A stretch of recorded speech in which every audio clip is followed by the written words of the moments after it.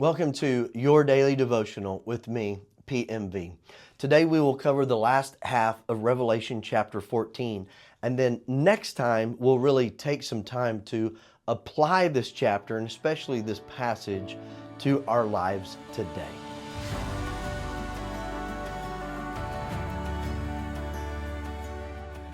So let's continue with Revelation chapter 14, beginning at verse 14. It reads, "Then I looked, and behold, a white cloud, and on the cloud sat one like the Son of Man, having on his head a golden crown, and in his hand a sharp sickle." So many believe this person is Jesus Christ.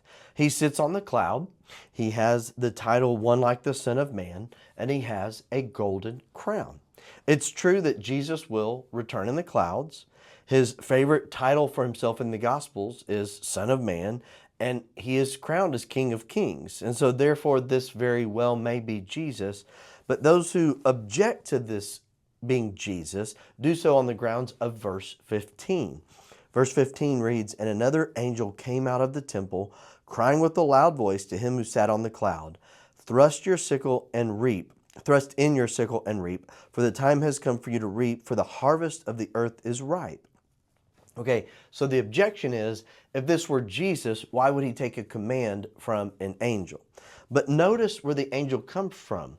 The angel comes from the temple. And what is the temple? Well, it's a picture of where God dwells. And so it may be that this angel is a messenger of God the Father telling Jesus, hey, it's finally time. It is time to harvest the world. It is time for you to return. Notice in verse 14, it says he has in his hand a sharp sickle. A sickle was a cutting tool with a long handle, and at its end it had a curved blade, and it was used for harvesting crops such as grain or grapes. Then in verse 15, what is the command that is given? It says, "Thrust in your sickle and reap, for the time has come for you to reap, for the harvest of the earth is ripe." Okay, then verse 16 reads, "So he who sat on the cloud thrust in his sickle on the earth, and the earth was reaped." Okay, so the question becomes, what is this event?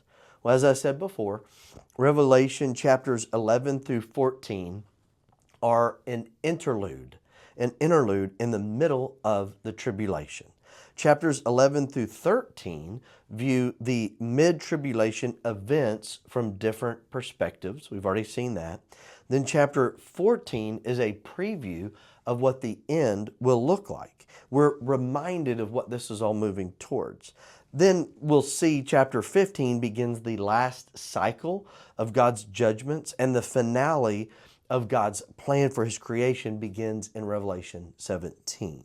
So with that understanding of Revelation 14, the event pictured by the sickle and the harvest, I believe, is the return of Christ at the end, which he'll bring his children home and he will judge the world. The image of the harvest focuses on the people of God being brought home to heaven. Again, it's a picture of what is to come. The next few verses are a picture of the same event, but focus on the judgment of the world. I think the word used for sickle in Revelation 14 makes this point clear. The same word was used by Jesus in Mark 4, verses 26 to 29, when he told a parable about the harvest at the end of time. So listen to this parable. They're so related. "And he said, the kingdom of God is as if a man should scatter seed on the ground, and should sleep by night and rise by day, and the seed should sprout and grow. He himself does not know how, for the earth yields crop by itself, first the blade, then the head.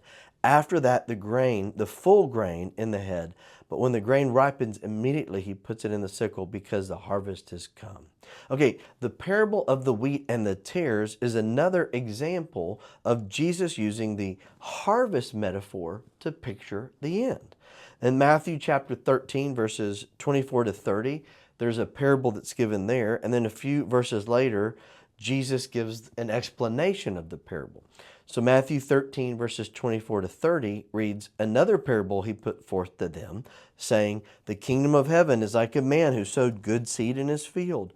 But while men slept, his enemy came and sowed tares among the wheat and went his way. But when the grain had sprouted and produced a crop, then the tares also appeared. So the servants of the owner came and said to him, Sir, did you not sow good seed in your field? How then does it have tares? He said to them, An enemy has done this. The servant said to him, Do you want us then to go and gather them up? But he said, No, lest while you gather up the tares, you also uproot the wheat with them.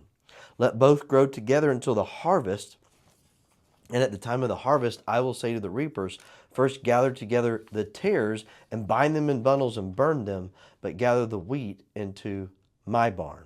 So in the case of this parable, we don't have to worry about the meaning at all, right? Because Jesus also explains it, making it crystal clear in verses 30 and 40 through 43. Then Jesus said to the multitude, or he sent the multitude away and went into the house, and his disciples came to him saying, Explain to us the parable of the tares in the field. He answered and said to them, Now listen to this, and you'll see the relation to Revelation. He who sows the good seed is the Son of Man. That's Jesus. The field is the world. The good seeds are the sons of the kingdom, those who believe in Jesus. But the tares are the sons of the wicked one, those who rebel, who persist in their rebellion. The enemy who sowed them is the devil. The harvest is the end of the age, and the reapers are the angels. Therefore, as the tares are gathered and burned in the fire, so it will be at the end of the age. The Son of Man will send out his angels, and they will gather out of his kingdom all things that offend and those who practice lawlessness, and will cast them into the furnace of fire. There will be wailing and gnashing of teeth, and the righteous will shine forth as the sun in the kingdom of their Father. He who has ears to hear, let him hear. Okay, so it could be an angel that has a sickle, it could be Jesus, but in the end, this is the final judgment where God separates the wheat and the tares. And these parables of Jesus make it clear that Revelation 14, verses 14 to 16, are a picture of this when he will return and judge the world. So as we continue in Revelation 14, I believe the rest of our passage for today is a picture of the same event, which we've seen. It's given once, and then it's kind of a second vision or something that clarifies or expands on it. But this is a focus now of God's righteous judgment on the world. We're going to read these verses. I'm going to make a point. Then that's it for today. Verses 17 to 20. Then another angel came out of the temple which is in heaven, he also having a sharp sickle. And another angel came up from the altar, who had power over fire. And he cried with a loud cry to him who had the sharp sickle, saying, Thrust in your sharp sickle and gather the clusters of the vine of the earth, for her grapes are fully ripe. So the angel thrust his sickle into the earth and gathered the vine of the earth and threw it into the great winepress of the wrath of God. And the winepress was trampled outside the city, and blood came out of the winepress up to the horses' bridles. Now listen, this is going to be interesting. For 1,600 furlongs. Okay, again, we see an angel coming out of the temple. This one from the temple has a sharp sickle like the first angel. Then verse 18 becomes a little more confusing because the third angel appears, but not from the temple. The angel comes from the altar and has power over what? Over fire. So what's going on here? Well, the answer lies both in that the third angel comes from the altar and what he commands to take place. The angel from the altar tells the second angel with the sickle to gather the cluster of grapes from the earth. And why are they gathered? Well, they're to be thrown into the great winepress of the wrath of God. This is a picture of God's judgment on the unbelieving world. But what's more than that is it is a picture of God vindicating his children who died at the hands of the world for their testimony. So where do I get that? Well, if you remember back in Revelation chapter 6, verses 9 through 11, when the fifth seal was opened, there were the souls of those who had died for his testimony. And they said, How long, O Lord, until you avenge our blood? And they were given white robes and told to wait a little bit longer until those who would be killed for God's name and their time was completed. And so though there are those under the altar that have been waiting to be vindicated, their blood that has been shed. And so did you catch that? They're under the altar, Christian martyrs. And what was their question? How long, O Lord? How long until you avenge us? And what's pictured in Revelation 14? A time when an angel from the where? Altar declares it's time to judge the world. The judgment of God includes avenging his children who have borne his name. And as with many things that we've seen in Revelation, the imagery of John's apocalypse draws upon the Old Testament. So come back tomorrow as we see what Old Testament imagery John draws on, and we'll apply this message to our life today, and we'll talk about the blood that was rising and the significance of that. Thank you for joining me today. For more information, go to pnvministries.org. As always, I hope you have a great day.